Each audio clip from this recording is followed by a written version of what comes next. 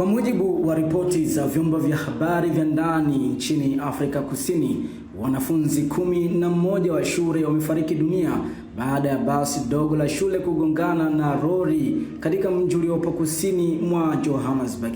Shirika la habari Reuters limeripoti kuwa ajali hiyo imetokea leo Jumatatu Januari 19 ya mwaka 2026 asubuhi katika mji wa viwanda vya Venterspark, ambapo basi hilo lilikuwa likiwabeba wanafunzi lilipata ajali mbaya na kusababisha vifo vya papo kwa hapo.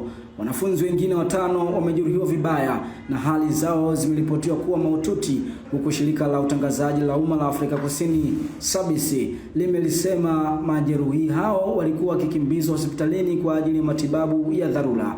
Huduma za dharura zilifika eneo la tukio mara moja na zinaendelea na shughuli za uokoaji pamoja na uchunguzi ili kubaini chanzo halisi cha ajali hiyo. Afrika Kusini imekuwa ikikabiliwa na changamoto kubwa ya usalama barabarani kwa miaka mingi, hali ambayo serikali imekuwa ikijaribu kuishughulikia kupita sera na kampeni mbalimbali za usalama. Takwimu zilizotolewa wiki iliyopita zinaonyesha kuwa mwaka jana nchi hiyo ilirekodi vifo vya watu 11,418 vya ajali za barabarani, idadi ambayo ni pungufu kwa takriban 6% ikilinganishwa na mwaka 2024.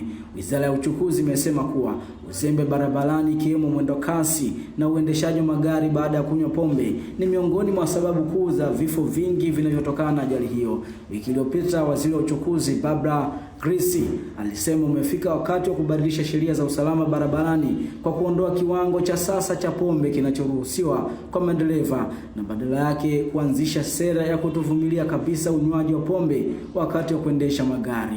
Imeandaliwa na Helen Mdinda kwa msaada wa mshirika ya habari na kusoma kwako nami Timo Thrugoe.